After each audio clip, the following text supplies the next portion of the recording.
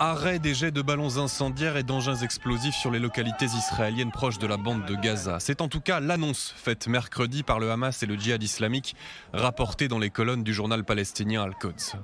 Les deux factions auraient constaté un allègement du blocus israélien sur la bande de Gaza, comme convenu dans un accord entre Palestiniens et Israéliens trouvé grâce à la médiation égyptienne. Une période de test, selon le leader politique du Hamas, Ismail Haniyeh, qui précise toutefois qu'un échange de prisonniers avec Israël n'est pas à l'ordre du jour. De leur côté, les Israéliens demeurent muets sur l'assouplissement de ce blocus. Les autorités semblent craigner des déclarations contradictoires de la part des leaders palestiniens, eux qui promettent l'arrêt des violences à la frontière tout en poursuivant leurs appels à la manifestation. Pour Israël, fin des violences à la frontière ne signifierait pas pour autant fin des violences en territoire israélien. En témoignent les actes commis ces dernières semaines par des détenus terroristes palestiniens dans des prisons israéliennes. Grève de la faim, incendies criminels, attaques à l'arme blanche, en réponse, selon le Hamas, à la mise en place de brouilleurs téléphoniques par l'administration pénitentiaire.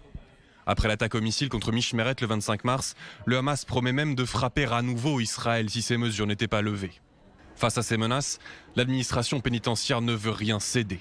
Alors qu'une grève de la faim et de la soif est prévue dimanche par les détenus palestiniens, les responsables du département carcéral israélien entendent punir les provocateurs par des mises à l'isolement et des interdictions de visite. Le personnel médical, lui, déclare qu'il ne nourrira pas de force les détenus grévistes. Et puis